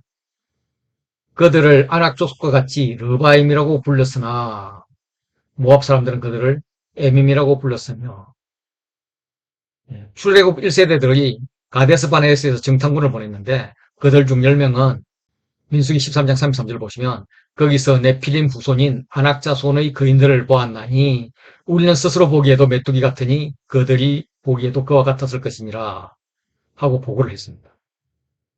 애굽에서 너희를 인도하신 하나님께서 가나안에도 너희를 위하여 싸우실 것이니까 두려워하지 말라 해도 하나님 여호와를 믿지 않았습니다. 그래서 여호와의 진노를 사서 광야에서 38년을 보내게 되었는데 광야에 들어서자마자 충격을 받습니다. 하나님께서 세일에 거주하는 너희 동족 에서의 자손이 사는 지역으로 지나갈 때 그들이 너희를 두려워할 텐데 너희는 그들과 싸우지 말라라고 하셨습니다. 그래서 알고 보니 그들을 두려워하는 에서의 자손은 이미 그인족을 멸하고 살고 있는 것이었습니다. 이후에 출애굽 이스라엘들이 모압 병행을 지날 때에도 여호와께서 암몬 자손에게 가까이 가거든 그들을 괴롭히지 말고 그들과 다투지도 말고 지나가라. 그곳은 롯 자손에게 기업으로 주었다 하셨는데 알고 보니까 그들도 그인족을 물리치고 그 땅에 거주하고 있었습니다. 이후 이스라엘은 요단강 동부 지역을 정복하고 서쪽으로 와서 가나안을 정복했지만 르바임 그인족을 진멸하지는 못했습니다. 사사시대를 지나서 사울 시대에도 골리앗이 나타나자 사울은 누군가 싸워 이기면 딸을 주겠다고 했을 뿐 아무 대책도 세우지 못했습니다. 그때 다윗이 르바임 그인족 골리앗을 죽였습니다. 그리고 후사 사람 십버게가 10배를 쳐 죽였습니다. 십버게는 다윗의 용사 중 한 사람입니다. 야일의 아들 엘하난이 가드 사람 골리앗의 아우 라하미를 죽였습니다. 엘하난 역시 다윗의 용사 중 한 사람입니다. 다윗의 형 시마의 아들 요나단이 손가락 발가락이 6개씩 모두 24개인 거인족을 죽였습니다. 손가락 발가락이 많다는 것은 더 많은 능력을 가졌다는 말로 이스라엘이 대적하기 어려웠음을 암시합니다. 그런데 그 거인에게는 이름이 없습니다. 이름조차 기억할 가치가 없다는 말입니다. 르바임은 블레셋의 가장 강력한 용사를 대표하는 자리입니다. 이렇게 다윗 왕국을 위협하던 외부 거인족들은 다 멸했습니다. 이것이 가능했던 것은 다윗과 함께 하신 하나님이 용사들이 다윗과 같이 용기를 낼 수 있었던 것은 다윗이 하나님을 의지하는 모범을 보였기 때문입니다. 이제 역대상 마지막으로 다윗의 업적들을 살펴보도록 하겠습니다. 다윗의 전쟁 승리로 다윗과 유다는 점점 교만해졌고 군사력을 동원해서 무엇인가 세상적인 번영을 누리고 싶었던 것 같습니다. 다윗은 정욕 때문에 충친 우리아를 죽이고 교만해져서 하나님의 권한을 침범하는 것입니다. 하나님이 이 일을 악하게 여기셨습니다. 이는 다윗이 바세바의 남편 우리아를 죽이고 바세바를 아내로 삼아서 아들을 낳았을 때 했던 하나님의 평가와 같습니다. 당시 다윗에게는 선지자 나단이 있었습니다. 그런데 느닷없이 선견자 갓이 등장합니다. 갓은 다윗이 사울에게 쫓겨다닐 때 아둘람 굴로 도망갔다가 모압 왕에게 부모를 부탁하고 요새에 머물러서 하나님의 지시를 기다렸던 때에 너는 이 요새에 있지 말고 떠나 유다 땅으로 들어가라 하는 하나님의 명령을 전달했던 자입니다. 그때 다윗은 순종해서 모압을 떠나서 헤레 숲으로 갔습니다. 갓 선지자의 등장은 다윗에게 통일왕국의 왕이라 교만하지 말고 다윗에게 쫓겨다니던 시절 여호와를 의뢰할 수밖에 없었고 사사건건 여호와께 묻고 행동했던 시절 그 시절의 갈급함과 겸손함으로 돌아가라 하는 상징적 의미가 있습니다. 하나님께서는 다윗이 정말 잘못을 아는지 진정 회개하고 있는지 선지자 갓을 통해서 테스트하십니다. 그래서 3년 기근이든지 내가 석 달을 적군에게 피하여 적군의 칼에 쫓길 일이든지 여호와의 칼, 곧 전염병이 사흘 동안 유행하며 이스라엘 온 지경을 멸할 일이든지 셋 중에 너는 마음대로 택하라. 선택한 대로 징계하겠다라고 말씀하십니다. 기간으로 보면 3년, 석 달, 사흘. 방법으로 보면 자연재해이고 적군의 칼이고 전염병입니다. 다윗은 하나님의 긍휼에 기대합니다. 그래서 내가 그의 손에 빠졌습니다. 내가 사람의 손에 빠지지 않기를 원합니다. 하면서 여호와께서는 긍휼이 힘이 크십니다. 예, 물론 이제 이 ABA 구조 형식은 영문을 봐야 표시가 납니다. 다윗의 선택은 사람의 손이 아닌 하나님의 손에 의한 징계였습니다. 적군의 칼은 아니었고 자연재해로 인한 기근 혹은 여호와의 칼 둘 중에 하나였습니다. 그런데 문제는 적군의 칼은 본인이 어려움을 당하게 되면 되는 것이지만 다른 것은 본인이 아니라 죄 없는 백성이 어려움을 당해야 하는 것입니다. 하나님은 적군의 칼을 선택할 것을 은근히 바랐을지도 모릅니다. ABA 구조로 본다면 적군의 칼이 중심이 되니까요. 다윗은 여호와의 칼을 선택했습니다. 기간도 3일밖에 되지 않고 하나님께서 긍휼을 베풀 것을 은근히 기대했던 것 같습니다. 이 선택은 하나님 마음에 합하지 않은 듯합니다. 하나님께서 전염병으로 무려 7만 명을 죽이셨습니다. 이쯤 되면 다윗이 위기감을 느껴야 합니다. 처음 법궤를 옮기다가 실패했을 때 경험에 비추어서 뭐가 잘못되었는지 성경을 읽으면서 점검해 보아야 합니다. 그런데 징계는 계속되어집니다. 위기감이 없었단 말입니다.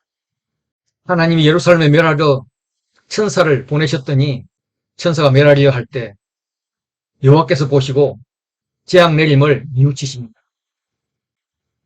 다윗이 가져야 할 마음을 가지지 않으니까 하나님이 천사의 손을 거두라고 하십니다. 그제야 장로들과 더불어 굵은 베옷을 입고 공동체 지도자들이 함께 회개합니다. 얼굴을 땅에 엎드려 대고 자복합니다. 이제서 회개가 나옵니다. 주의 긍휼은 오냐오냐 하면서 용서, 용납으로 일관되는 것은 아닙니다. 죄를 덮고 넘어가 주는 것이 긍휼이 아닙니다. 주의 긍휼은 죄를 깨닫고 회개하게 함으로써 아버지의 마음을 갖게 하는 것입니다. 원상 회복을 지나서 더욱 든든히 세우고 싶은 것이 아버지의 마음.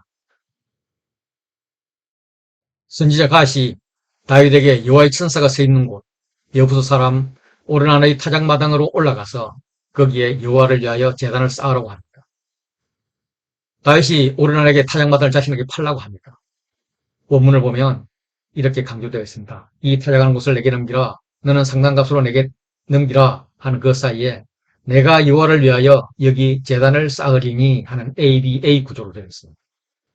오르난은 자신이 소유를 다 주겠다 마음대로 쓰라 하지만 계속 자신의 소유로 하면서 한시적으로 빌려주는 개념이어서 다윗이 거부합니다. 다윗은 소유권을 이전하라는 것입니다.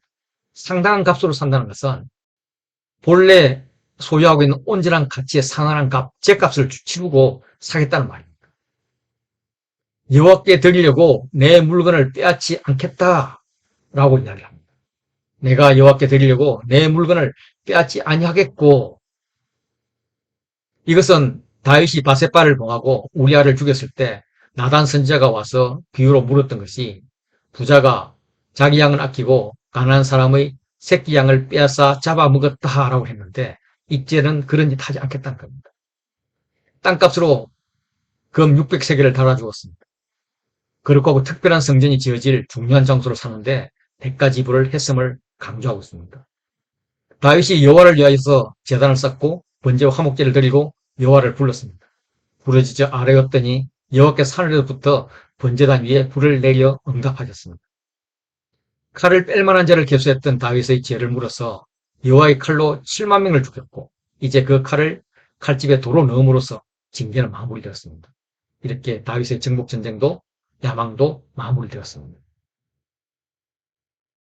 다윗이 선포합니다. 다윗이 이르되 이는 여호와 하나님의 성전이요 이는 이스라엘의 번제단이라 하였더라. 미래의 이곳에 하나님의 성전이 지어질 것을 선언하는 것입니다. 다윗의 인구조사 사건은 죄악이었지만 회개한 다윗을 용서하시고 성전 부지를 직접 선택해 주셔서 다윗이 구입하게 했습니다. 전승에 의하면 이곳에서 아브라함 이삭을 번제로 드리려 했습니다. 솔로몬 성전 안의 바위입니다. 현재는 무슬림 성전 안에 있죠. 성전은 전쟁의 사람이 아닌 평안의 사람에 의해서 건축될 것입니다. 22장 9절만 보더라도 온순, 평온, 평안, 안일함, 이렇게 평안과 관련된 단어가 4번 나옵니다. 그 사람의 이름도 솔로몬, 샬롬입니다. 솔로몬 너는 하나님의 성전 건축을 위해 하나님이 지명하여 부른 자라고 합니다. 그래서 다윗이 축복합니다. 그리고 당부합니다. 그때 내가 만일 여호와께서 모세를 통하여 이스라엘에게 명령하신 모든 규례와 법도를 삼가 행하면 형통하리니 강하고 담대하여 두려워하지 말고 놀라지 말지어다. 마치 모세가 여호수아에게 당부하듯이 당부하고 있습니다. 즉 모세와 여호수아의 관계를 다윗과 솔로몬의 관계로 재정의하는 것입니다. 모세가 이스라엘이 하나님께 예배드리기 위해서 백성을 출애굽하여 성막을 만들었고, 대를 이어 여호수아가 가나안 정착을 통해서 세겜에서 예배를 드린 것처럼 다윗이 성전 기물과 기술자를 준비했고, 대를 이어 솔로몬이 성전을 완성하는 것입니다. 모세와 다윗의 공동점은 가장 사모했던 일을 하나님이 허락하지 않으셨습니다. 모세는 가나안 입성을 허락하지 않았고 다윗은 성전 건축을 허락하지 않았습니다. 그런데 이 두 사람이 후계자를 구별할 때 비슷한 단어를 사용합니다. 이를 통해서 성전 건축은 이스라엘이 요단강을 건너서 가나안 땅에 입성한 것에 비릴 만큼 획기적인 사건이라는 것입니다. 다윗이 전쟁이나 어려움을 통해서도 성전을 위해서 많은 것을 준비해 두었습니다. 다윗은 열심히 노력하여서 성전을 위해서 금, 은, 노, 철, 제목, 돌들을 준비하였다고 말합니다. 솔로몬 너는 여기에 만족하지 말고 너의 최선을 다해라. 너는 더할 것이며 라고 합니다. 기술자도 내게 많이 있다.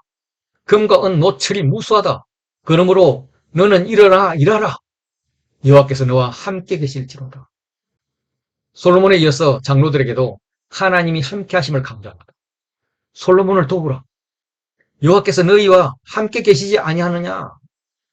다윗이 이스라엘 모든 방백에게도 솔로몬을 도와서 성전 제사를 완성하라고 명령합니다.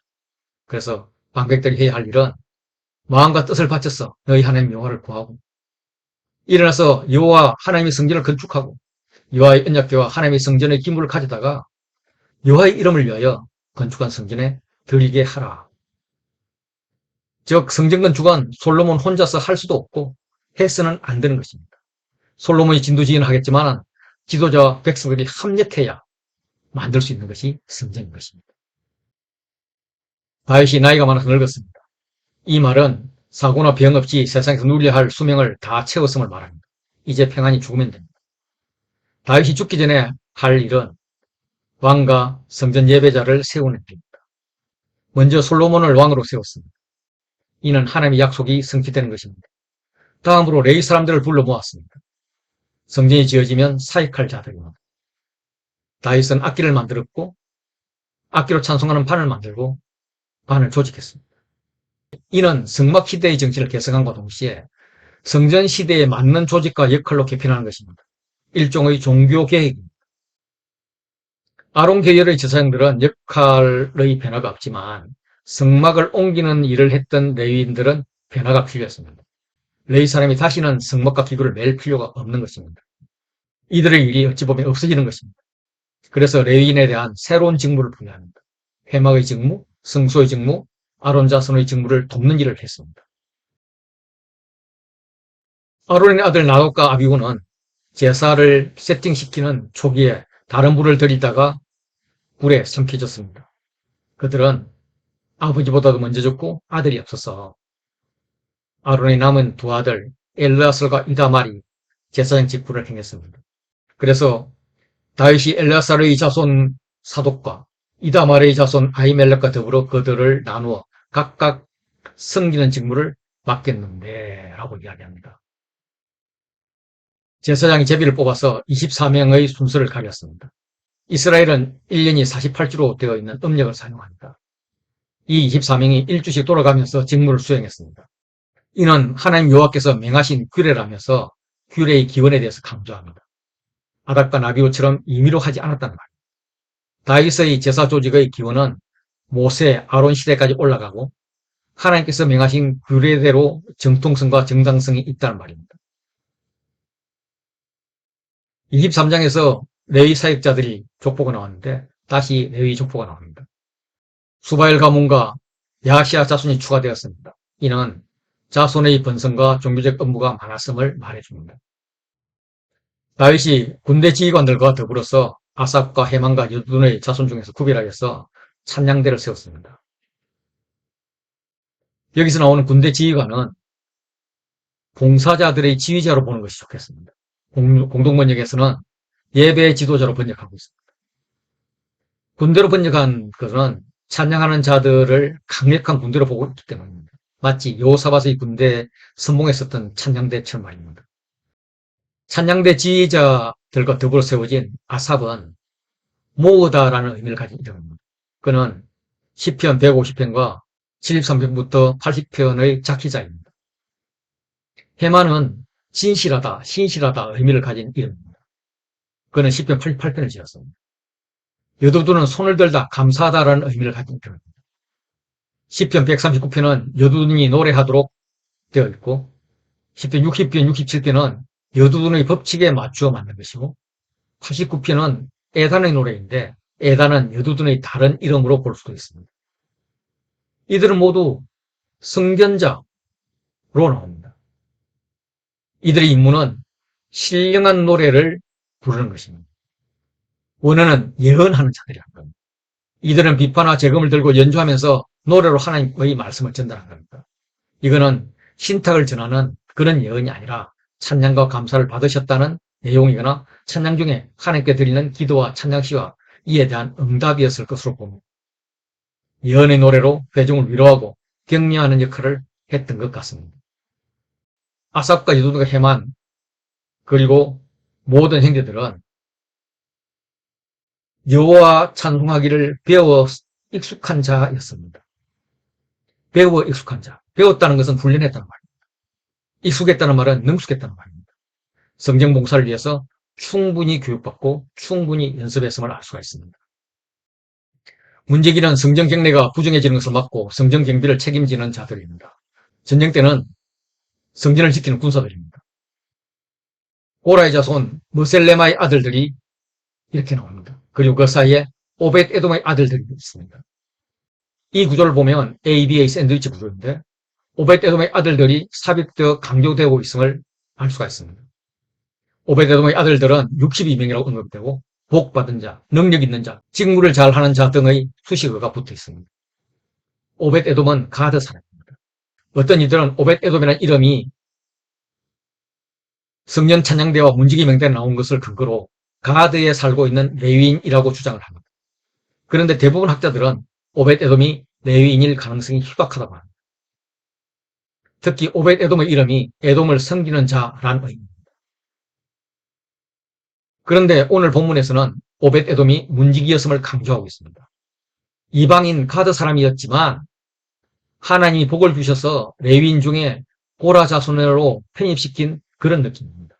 그래서 머슬레마 가문 사이에 등장을 하면서 이 사람 이방이었지만 하나님께서 레위인으로 인정한 사람들이야 큰 용서이고 능력이 있어 이 직무를 정말 잘해왔어 라고 말하는 것입니다. 레위인이 관리하는 두 가지 형태의 창고가 나옵니다. 하나는 하나님의 전곡간이고 하나님의 성전 창고라고 공동번제가 표현하고 있죠. 또 하나는 성물곡간, 거룩한 재물곡간입니다. 이 두 곡간을 모두 관리하는 총책임자는 모세의 아들 게르솜의 자손 스브엘입니다. 23장에 보면 모세의 지위에도 불구하고 아들들에게 특별한 배려 없이 레위 지파의 한 가문으로 기록되었을 뿐입니다. 하나님을 섬기는 직임에 귀친이 없음을 몸소 실천했던 것입니다. 이 아들의 계보에서 성전곡간 총책임자와 성물곡간 책임자가 나왔습니다. 이스라엘의 군대 조직은 2만 4천 명으로 구성된 12개 반이 있었습니다. 2만 4천 명은 아마도 이상적인 숫자를 의미하는 것 같고 12반이 1년에 1개월씩 근무했습니다. 생업을 하면서 근무하는 일종의 예비군이었습니다. 12반의 반장들은 다윗의 용사 목록에 나오는 인물들입니다. 사무엘서에 의하면 다윗의 군대는 세용사, 30두목, 그렛 사람, 블레스 사람, 가드 사람 등으로 구성되어 있음을 볼 때 예비군 체제가 일리가 있습니다. 이스라엘 지파를 관할하는 자, 이스라엘 지파의 지휘관, 이들이 정확히 어떤 역할인지는 알 수 없지만 아마도 중앙에서 각 지파 지역으로 파견한 관리로 보입니다. 그러면 이스라엘 각 지파는 내부 지도자인 장로가 있고 중앙에서 파견된 관할한 자가 있어서 서로 역할 분담을 했을 것입니다. 다윗 이후에 점차 중앙 집중 통치 체제를 강화해 간 것 같습니다. 명당들은 다윗의 군대가 매우 체계적이고 안정적으로 운영되었음을 보여줍니다. 고대 근동의 왕들은 백성에게 세금을 거두어 들여서 정권을 유지했는데 부족한 경우는 자신의 개인 재산과 개인 사업에서 충당하는 것이 관례였습니다. 왕들은 보통 전쟁을 통해서 개인 재산을 확보했는데 다윗은 많은 전쟁을 했기 때문에 재산이 많았을 것입니다. 그래서 12명의 관리를 두어서 자신의 재산을 관리하게 했습니다. 그리고 다윗에게는 4명의 개인 참모가 있었습니다. 숙부 요나단은 모사 겸 서기관이었고 여이엘은 왕자들의 수종자였고 아히도벨은 왕의 모사고 후세는 왕의 벗이었습니다. 이 아히도벨은 바셋바의 할아버지입니다. 압살롬 반역 때는 압살롬 편이 되었지만 뜻을 이루지 못하고 자살했습니다. 브나야의 아들 요야다와 아비아달이 아히도벨의 뒤를 이어서 그 역할을 했습니다. 그만큼 아히도벨이 중요한 모사였음을 말하는 것 같습니다. 28장, 29장은 이렇게 교차대꾸 구조로 되어 있습니다. 그리고 시작과 끝에 다윗의 연설과 찬양과 기도가 있습니다. 다윗이 이스라엘 모든 고관들을 예루살렘으로 소집을 했습니다. 왕인 계승을 위한 것입니다. 특이하게도 내시가 들어있어요. 내시는 여호와의 총회에 들어올 수 없는데 다윗의 성전 건축에 초대되었습니다. 다윗을 통해서 이사야의 말씀의 성취가 일어나고 있는 것 같습니다. 이사야서 56장에 보면 또 여호와 연합하여 그를 섬기며 여호와의 이름을 사랑하며 그의 종이 되며 안식일을 지켜 더럽히지 아니한 나의 언약을 굳게 지키는 이방인마다 내가 곧 그들을 나의 성산을 인도하여 기도하는 내 집에서 그들을 기쁘게 할 것이며 이렇게 이야기합니다. 그래서 하나님의 집은 하나님의 성전은 만민이 기도하는 집이라고 일컬음을 받게 될 것이라고 이야기하죠.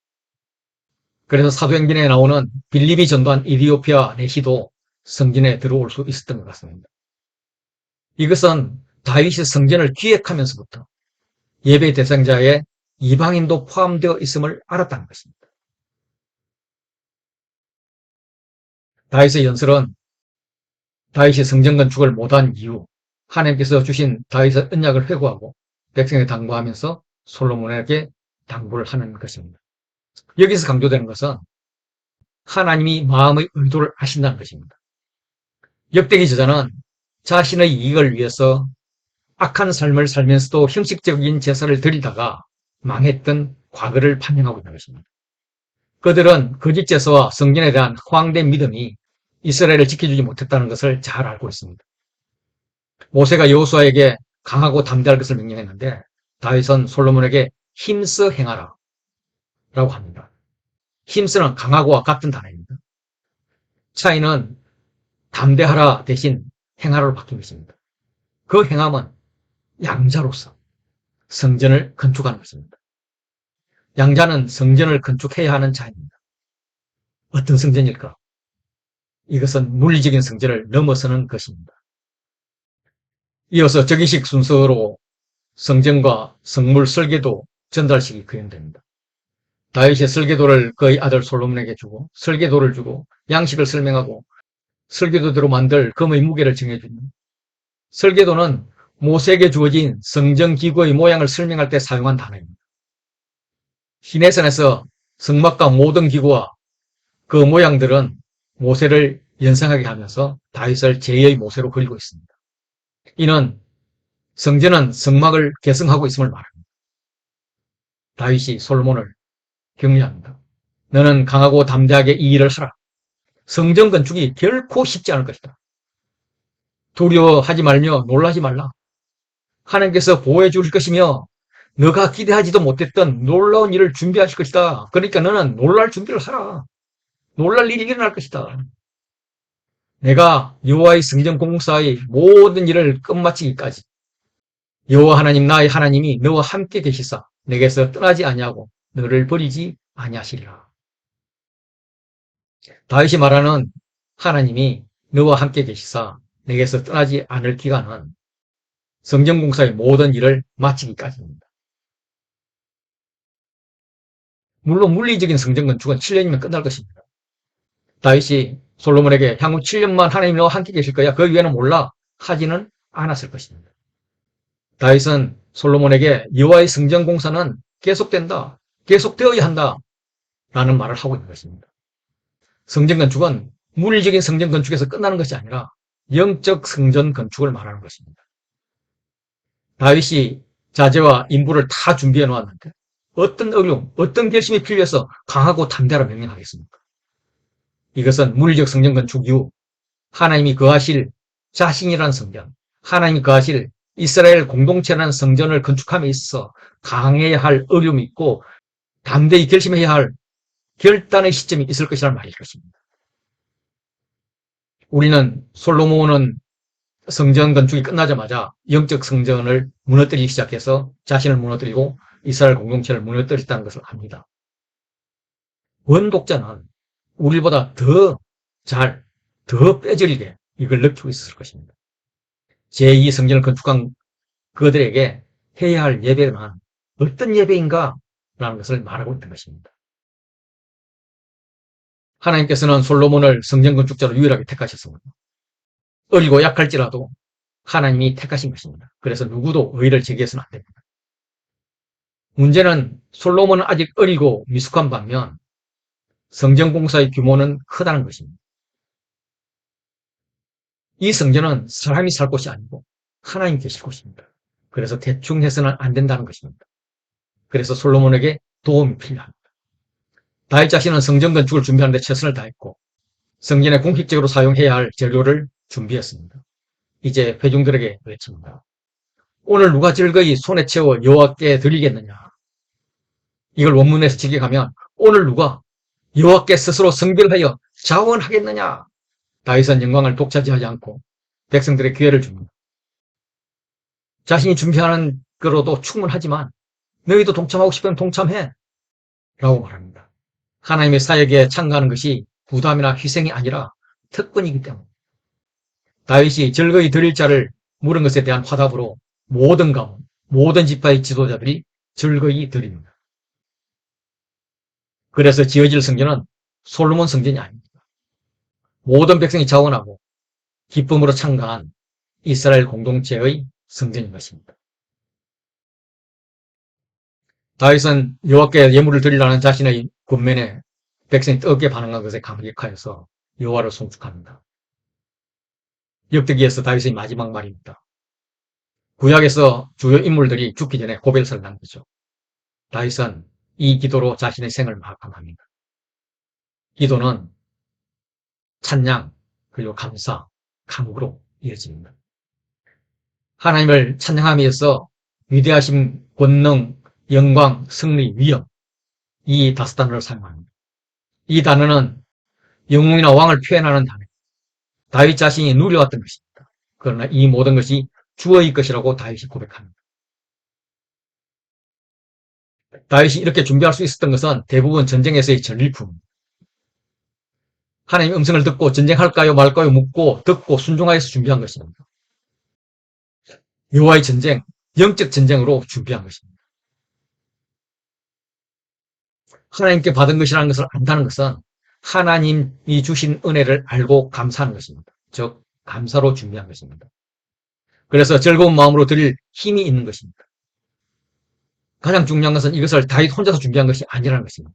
전쟁도 다윗 혼자서 한 것이 아니니까요. 다윗의 고백을 다시 보면 나와 내 백성이 무엇이기에 이처럼 즐거운 마음으로 드릴 힘이 있었나이까. 모든 것이 주께로 말미암아 싸우니 우리가 주의 손에서 받은 것으로 주께 드렸을 뿐이니.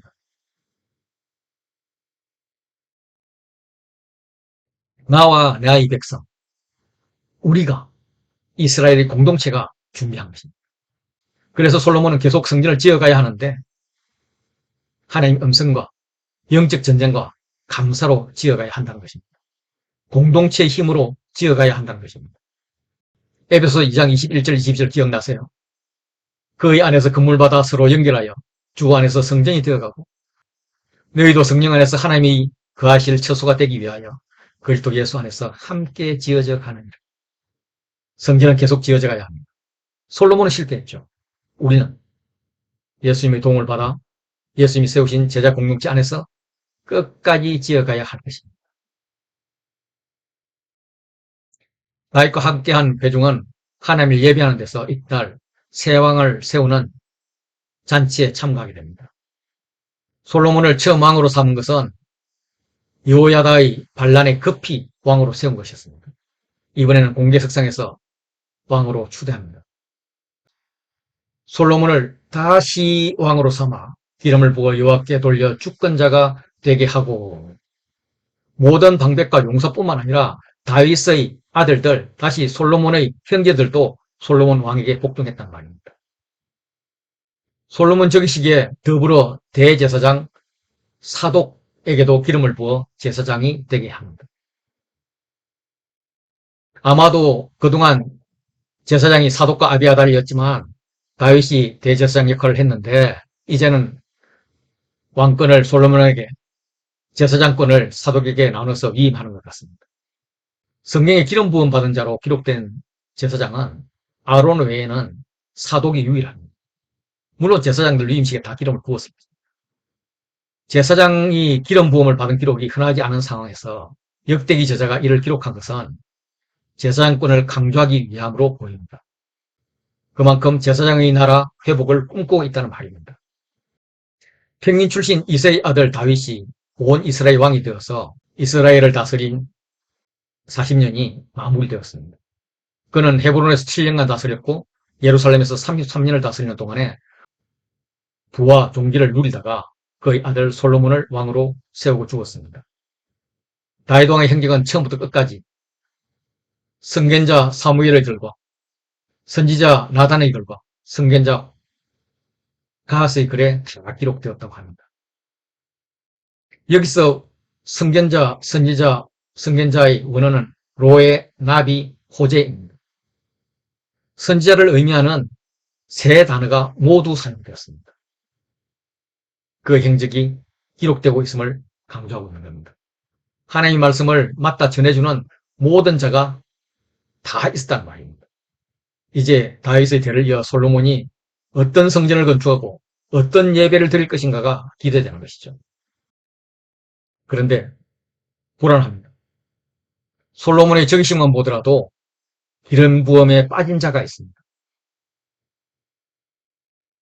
우리가 알기로 기름 부음 받은 자는 왕, 제사장, 선지자인데 솔로몬에게 기름 부어 주권자 왕이 되게 하고 사독에게 기름 부어 제사장이 되게 했는데 선지자에게 기름 부었다는 말이 없습니다.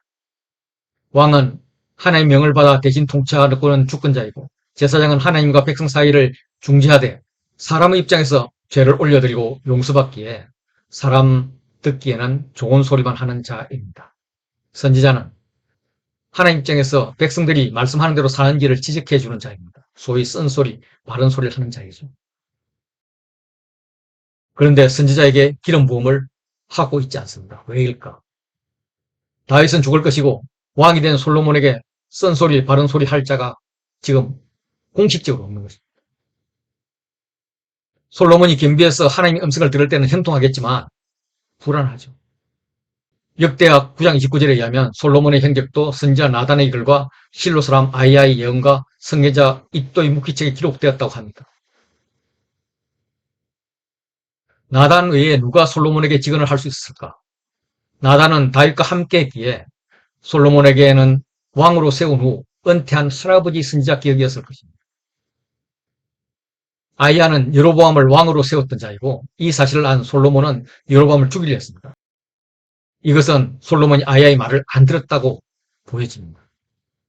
이 또는 솔로몬의 아들 르호보암과 손자 아비야에 대한 글을 기록한 것으로 볼 때 솔로몬 때는 선지자가 아니거나 꼬마 선지자여서 솔로몬 근처도 못 갔을 것입니다. 결과가 다윗과 솔로몬이 그래도 나타난 것이 아닐까 생각이 듭니다. 다윗이 썼다는 시편들을 보면 하나님과 만남에서 친밀함이 아주 구체적으로 표현되고 있습니다. 반면에 솔로몬이 썼다는 잠언과 전도서를 보면 하나님 이야기인지 세상 이야기인지 왔다 갔다 합니다.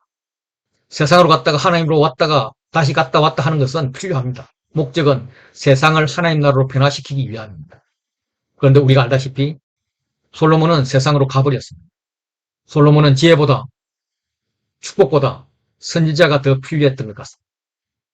하나님께서 왕의 위엄을 주더라도 성령 충만으로 형통하게 하더라도 자신의 과거와 현재를 점검하고 미래를 밝혀줄 말씀이 있어야 한다는 것입니다. 이때에 나에게는 무엇이 필요한가? 저는 역대기상을 통하여서 이런 부분을 묵상했습니다.